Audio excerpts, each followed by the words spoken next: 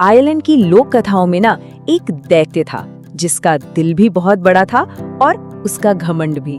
नाम था उसका फिन मैकूल और वो अपनी ताकत के नशे में हमेशा चूर रहता था। तो आज की कहानी में हम देखेंगे कि कैसे यही घमंड उसे एक ऐसी मुसीबत में डाल देता है जहां ताकत से ज्यादा दिमाग की जरूरत पड़ती है। देखिए, सारी कहानी ना इसी एक सवाल से शुरू होती है। स्कॉटलैंड से एक और दैत्य था, बेनाडोनर। जब उसकी तरफ से फिन मैकूल को लड़ाई की चुनौती मिली तो फिन का अहंकार जाग उठा। उसे लगा, भाई इस दुनिया में मुझसे ज्यादा ताकतवर तो कोई हो ही नहीं सकता। और यहीं से कहानी का असली संघर्ष शुरू होता है। बात अब फिन मैकूल की इज्जत पर आ गई थी। एक अनजान दुश्मन ने उसकी ताकत को ललकारा था और अब उसका घमंड उसे चुप बैठने तो बिल्कुल नहीं दे रहा था। यहाँ देखिए, दो महाबलियों के अहंकार की लड़ाई साफ दिख रही है।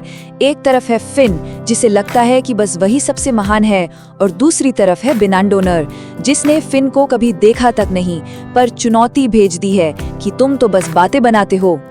तो फिन का घमंड इतना बड़ा था कि उसने फैसला कर लिया कि वो इस बेइज्जती का बदला तो लेकर ही रहेगा, और इसके लिए उसने कुछ ऐसा करने की ठानी जो आज तक किसी ने सोचा भी नहीं था।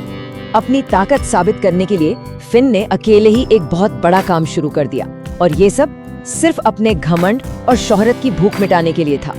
सोचिए, फिन अकेले ही जमीन से बड़े बड़े पत्थर उखाड़ रहा है और उन्हें एक एक करके समंदर में फेंक रहा है।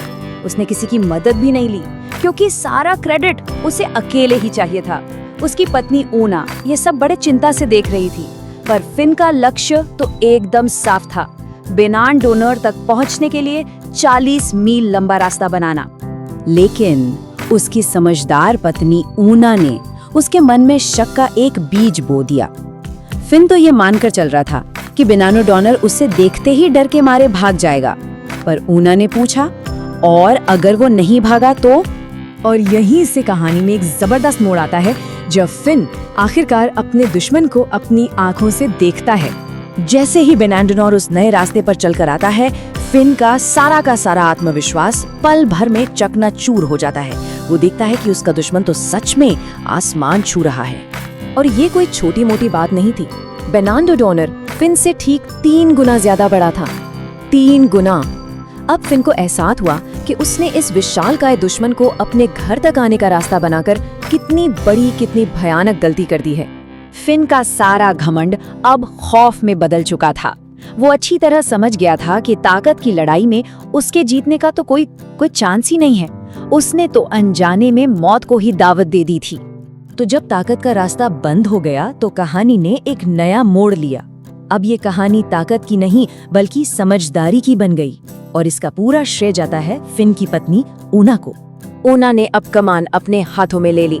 उसने डरे सहमे फिन से कहा कि अब बेनाडोनर से ताकत से नहीं बल्कि दिमाग से लड़ने का वक्त आ गया है। और प्लान जितना सिंपल था उतना ही शानदार भी। फिन को एक बहुत बड़ा बच्चा बनाना था। आइडिया ये था कि जब बेनाडोनर पालने में एक दैत्य जितने बड़े बच्चे को देखेगा तो वो उसके बाप की कल्पना करके ही डर के मारे कांप जाएगा। तो चलिए देखते हैं कि ये अविश्वसनीय धोखा तब कैसे काम करता है जब शक्तिशाली बेनाडोनर दरवाजे पर पहुंचता है। ऊना ने बड़े ही आराम से और बड़ी कुशलता से पूरा मंच तैयार किया। उसने बेनाडोनर का स्वागत किया और कहा कि फिन तो जंगल गए हैं और वो जो पुल है, अरे वो तो फिन की सुबह की हल्की फुल्की कसरत है। और फिर उसने अपने छोटे से बेटे ओशिन से मिलवाया, जो असल में भेस बदले हुए फिन ही था। इसके बाद ऊना ने एक और बहुत ही चतुर चाल चली। उसने बच्चे यानी फिन को एक ऐसा केक दिया जिसके अंदर लोहे का एक तवा छिपा था, जबकि बेनाडोनर को खाने के लिए एक बिल्कुल नरम मुलायम केक दिया। जब बेनाडोनर अपना केक नहीं खा पाया तो ऊना ने बड़े ही आराम से कहा, अरे क्या हुआ, मेरे पति तो लोहे के तवे खाते हैं, वो कहते हैं कि इससे दांत मजबूत होते हैं। ये सुनकर बेनाडोनर तो एकदम सन्न रह गया। उसे लगा कि अगर बच्चा पत्थर जैसा केक खाता है और बाप लोहा, तो यहाँ मेरा कोई चांस नहीं है। और बस आखिरी कील ऊना ने तब ठोकी जब उसने पहाड़ियों की तरफ इशारा करके कहा कि देखो, फिन पहाड़ उठाकर घर लौट रहे हैं। ये सुनना था कि बेनाडोनर की हिम्मत ने पूरी तरह जवाब दे दिया। वो अपनी जान बचाकर भागा और भागते भागते उस पुल को भी तोड़ता गया ताकि फिन और उसका खतरनाक बेटा उसका पीछा न कर सकें। तो भाई खतरा तो टल गया, लेकिन इस पूरी घटना से फिन को एक बहुत ही कीमती सबक मिला। उसे समझ आया कि असली ताकत आखिर होती क्या है। ये कहानी सही मायनों में ताकत की परिभाषा ही बदल देती है। असली ताकत सिर्फ बाजुओं में नहीं होती। असली ताकत ये समझने में है कि बुद्धिमत्ता और साझेदारी अक्सर शारीरिक बल से कहीं ज्यादा शक्तिशाली होती है। फिन ने ये बात मान ली कि ऊना का दिमाग और उसकी ताकत जब मिल गए तो वो एक ऐसी टीम बन गई जिसे कोई नहीं हरा सकता। उसने सीखा कि जब जरूरत पड़े तो मदद मांगना ही समझदारी है। और इस तरह जो पुल लड़ाई और घमंड के लिए बनाया गया था, वो हमेशा के लिए चतुराई और साझेदारी की शक्ति का एक प्रतीक बन गया। ये लोक कथा हमें एक बहुत ही शक्तिशाली विचार के साथ छोड़ जाती है कि दुनिया की सबसे बड़ी जीतें अक्सर मुक्कों से नहीं बल्कि दिमागी सूझबूझ से जीती जाती हैं। तो फिर असली ताकत क्या है? अहंकार या फिर बुद्धिमानी?